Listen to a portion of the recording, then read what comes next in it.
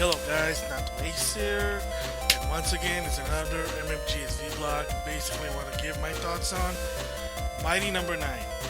So basically, if you know what this game is and its history, of course most people probably, let's just say they were happy in the beginning, but when the end product finally showed, it was basically, for some people, kind of like a disappointment. Basically, for people who don't know what Mighty Number 9 is, so I'm gonna give the gist of it, what it is. So, Mighty Number 9 was created by Keiji Inafune. So, if you don't, you know who Keiji Inafune is. He's the creator of Megaman, the classic Megaman game, Megaman X, and of course a popular franchise that even had a lot of its own, like different series and version, Legends, the EXE series.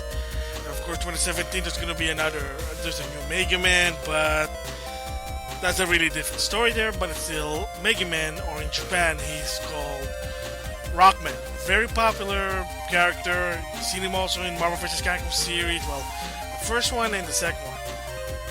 So, of course, then somewhere down the line, Keiji Inafune had a fallout with Capcom, and he left. So. Left in bad terms, which is always sort of not a good thing to do, because company don't really forget that. Just look what happened with Kojima and Konami, so it was the same thing. So after a while, Capcom kind of refused to do anything related Mega Man. I mean, the closest thing that they ever did was Mega Man cross Street Fighter, just to celebrate, I think, the 25th anniversary of Mega Man. But yeah. That's what I'm gonna say. So basically, he decided to do his own Mega Man game called Mighty Number 9. So when he first introduced this on YouTube, he pitched in his idea that he wants to do a spiritual successor to Mega Man called Mighty Number 9. So basically, he kind of had the idea of the Mega Man aspect in it, a new type of a Mega Man game that is not using the Mega Man's franchise, but it's a completely different thing. Then, of course, he wanted to prove that that people still want a Mega Man game or a Mega Man type game. So he went to Kickstarter, say, hey, help me make my dream come true. Donate some money, and we can do this Mega Man game. And he was asking for, I think, was $40,000. I could be wrong. $40,000. So he can make this on the PC. So that's the keyword first, was PC. So not even, I think within 24 hours, he reached that goal. So it basically showed that people wanted a Mega Man game. So Keiji basically said, well, let's do some stretch goal. If we make this such money and more money, such as money and more money, then we can do one for the PS4, PS3, Xbox 360, Xbox One, Vita, Wii U, 3DS, Linux, and Macs. Yeah, Mac. So, and again, surprisingly, all those stretch goals were made. Alright, so, awesome. He made all stretch goals. Mighty Number 9 is going to be in every platform you can think of. The current one, of course. Then down the line, there were some problems, so they needed to delay a game. Okay, remember I said the delay game is good, a bad game will always be a bad game? Well, delay game is good, they needed more time, fine. Unfortunately, there were more problems more than meets the eye, so it needed more delay. And then people were getting mad because, at least, does it really need more, need more time to do this? We're trusting you with our money, but you're already delaying the game, so at this point, some of the fans and some of the supporters who were kickbackers were very worried and very disheartening. Oh man, so what's going on now? What's more the problem? It was delayed again. I mean, I think it got delayed twice. And the biggest problem on the same time with this delay was he wasn't really transparent. In the end of the day, basically the end product, what it came out wasn't what the concept was. So it was supposed to be like a cel-shaded 2D animated, but it's 3D.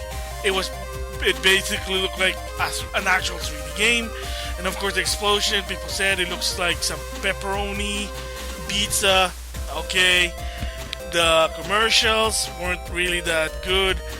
But one of the problem also is like down the line, Deep Silver basically they didn't take over, but they did help Keiji's game to be published. That's why it's published with Deep Silver. They just said, "Fine, we'll publish the game." That was also what the delay is, because, like I said, this is from, if you remember my ASCII rant. There was a part that he needed another Kickstarter just for the voice. So they asked him, "Hey, do you want English or Japanese?" Of course, the English won. Some of the fans were not happy about it. So I guess either when push came to shove, what happened was either Deep Silver stepped in, or they actually looked for a publisher so they can have more, so they can help. So Deep Silver probably will help them with the finance, the funding. Then now you have two voices. You get the English and Japanese. You get the language, and there you go. But in the end of the day, what happened really was the game, it was not what it's supposed to be in the concept. Game was too difficult. Graphic, I guess people claim is a quote-unquote PS2 type graphic, which is, I don't really think so, but it's subjective. Story wasn't too good, and like I said, the game was too difficult. So that's basically the gist of what Mighty Number 9 is. They had high hopes in the beginning because it was supposed to be a spiritual successor to Megaman, but in the end, yeah, it was a Megaman game, but it's not what people expected, and they did put a lot of money in it. So basically now, this is what my thoughts are. So they did play the game, and I want to give first my thoughts about the game itself. Not really so much review because I'm still working on it. It's just gonna be my thoughts. Right now, like I said, I just started about it, so I just want to give my thoughts about it. And then later on, I'll give my full thoughts about the situation of what happened and why it was this that became this, if you kind of get what I'm just saying, or how it ended up like this. So first of all, Mighty Number 9, does it feel like spiritual successor to Mega Man?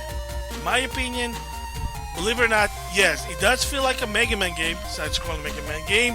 Why there's a lot of hate in this game? What went wrong? Well, first of all, it's because the game basically came from a Kickstarter, and of course you're trusting people rather than the publisher or the investors to support your game. You're trusting consumer who's trying to support a Mega Man. They're trying to support you. They're giving you they're trusting you with their hard-earned cash, and that will show the end product. So I'm gonna do a follow-up on one of my quick vlog video, basically saying about it's better than nothing. So of course I did say, if Keiji said it, that he was a jerk for doing it. If he didn't really say it, try again. And basically what I meant by try again, meaning try to basically address try to address the situation, because it doesn't like he wasn't even addressing it. He basically was saying, and basically he's trying to make excuses. I don't know. So the question really, did Keiji basically said the word "it's better than nothing"? Most basically did a follow-up, like editors, game reviewers, or the game editors, let's just say that. I'm sorry. Basically, they did say, the report was that Keiji didn't really say it. His personal translator basically mistranslated some of what he said, and the reason why Keiji didn't react that he did when the guy said it's better than nothing, his translator, was, believe it or not, Keiji to some extent does not understand English. So he's just assuming the guy's just he's telling the viewers in English what Keiji was saying, and he didn't know, like I said, because Keiji doesn't really know English that much. He didn't know that the last thing, better than nothing, was an insult. He didn't know about that. That when he looked back, when people talked about it, he just said, Keiji said, no, I didn't say that. I don't know why my translator said that. And there have been reports, I'm not really sure if it's true or not, that some other translator basically looked at the video, and their translator also did, so they know from what Japanese to English and vice versa. And they say most of the translators basically said, yes, Keiji kind of didn't say it, and they don't know why the translator said it's better than nothing. Some say that the translator basically probably misinterpreted what Keiji said, probably not knowing Japanese 100%, and he thought in the end he said it's better than nothing. So again, the professionalism is not there. There's a lot of confusion, miscommunication. Yeah, so that's why I said try again, because your translator, sadly, he probably didn't understand what you said to some extent, and he thought you said this, but you didn't say that, so a lot of confusion, and you just make it worse. But the problem about with Keiji is that he did say, hey, look, if you're pissed at the game, you're pissed at everything, blame it on me. Don't blame it on my people. Don't blame it on others. Take it on me, because I'm the one that screwed up, because I'm in charge of it. Hate me all you want. So why is it all the hate? Well, they trusted him in a Kickstarter, and like I said, Kickstarter, it's not like investors that they can't gamble their money, their hard-earned cash. They were trusting you. Hey, we want to do a Megaman. We want you to do this Megaman game, and you give us this. That's why they're upset. Second, you might say, some people say, you know what? Yeah, I agree with you. NautoAis, it's not really that bad. The graphics not that bad either. People just have higher expectation with the game. Well, again, sad to say, I hate to say it. It is sort of subjective, but again, Keiji was asking for a lot of money, and they're risking their life, hard-earned cash, to give it to Keiji rather than maybe to their family, to themselves, food, electric, bills, whatever. No, they had to give it to Keiji. They trusted him, and sadly enough, Keiji broke that trust. That's basically what happened. I mean, Alpha Omega's in. He made a video about it, and I agree some of his aspect. That one of the kickback reward was that the kickbacker get the game first. Why is it that the game's already being reviewed before the kickbackers? Kind of messed up, because from what I heard, according to Alpha Omega's in, that one of the big rewards is that the kickbacker will get the game first before even everyone can get it, even before the reviews, and that didn't happen. And second is, why team up with Deep Silver to publish a game if you have a lot of money? I mean, granted, fine, there's a physical release. Because yes, you need a publisher for physical release, but I don't think this game needed a physical release. So I don't understand, you already have a lot of money from your kickbacker supporter or was supporter, and you decided to hire Deep Silver, or you accepted Deep Silver's help, even so that you already have money. See, there's a lot of problems. And the worst part why people are upset is the non-transparency with this game. It was so vague. Why the game was delayed. The demo was delayed. There was too many delayed, and Keiji couldn't really explain anything why. Like, it's so, like I said, non-transparent. Like, the online, the leaderboard is bugged. Well, the online part is, there's a challenge mode and there's a leaderboard. That's all it. Why even need that? And again, I mean, fine, maybe there should be a DLC. But, well, they put it in the game now, so, again, I'm not complaining the content, but that was the part that I guess it delayed, according to Keiji. He wasn't really transparent, and then you do this. Deep Silver did a trailer. I don't know who did the trailer. It was so American that it really was a big insult to a lot of the gamers, that even I think Intel Crates, which is the developer of the game, was upset. Like, what is this trailer? This is so garbage. I mean, yeah, they were upset about it. Like, wow. And you got these top people working in your game, and you still didn't come out to what it is. It's just, again, like people said, in my opinion, the graphic is okay, but people wanted, like, it's a PS4 game. It's an Xbox One game. Why is it?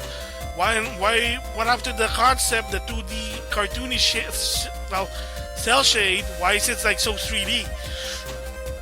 Again, there's like a lot of the changes, and again, Keiji wasn't transparent with the project, and that's why a lot of people basically were upset. And another one, like I said, he got too ambitious, because Alpha basically said this, and I did say it on my Final Fantasy one, why the game was delayed and the game was still bad. He got ambitious because of the stretch goal, so he was trying to do 10 different platforms. That didn't work, and apparently reports were saying that he was using an outdated engine for the game, That didn't work, so that's why another delay. And of course, there was the community manager for a while. I'm not gonna say the name of it, but everybody know, if you know what the history of it. Big Al basically talk about it. This person basically went, sadly to say, political to the fans, basically saying stuff that probably shouldn't have said. But I mean, in the end of the day, this person basically left or got fired. It doesn't matter. Left the project, but yeah, a lot of people were upset about it. So, I mean, the history of how Megaman or Mighty Number 9 came to be wasn't really that good. It wasn't a bad game. It's not a scam, but it could have gone better. And I don't know what happened to the money. He put a lot of money in it. People put a lot of money. They trusted him, and there you go. And of course, adding to insult to injury was Red Ash. He did a Kickstarter for that one for a new Megaman Legend type game. Then, of course, a Chinese developer stepped in, and all the money that's supposed to be from the Kickstarter for the game, we're gonna use it for DLC rather than just giving it back because you really didn't need it. So it kind of showed greed there a bit about it. And believe it or not, I was supportive about it in the beginning. Like my very first vlog I ever did, that was 2013. I gave praise about Mighty Number 9. And this is what you get for the end result. And that was 2013, and then the game came out 2016. That's how bad it was. It was just too much delay, a lot of problems, and in the end of the day, it just couldn't be fixed. So yeah, that's the problem with the Kickstarter. And I mean, like I said, maybe people are just expecting more than it is, but they did put a lot of money in. You know, they trusted Keiji, and this is what you get. I don't know. So that's my thoughts on the game itself. Why is it like people are harping on this or very disappointed? Because it is kind of disappointing of all the events that happen, and this is what you kind of offer. Lots of delays, a lot of drama, mistranslation, miscommunication, well, you name it. So there you go. With that, I'll see you guys later.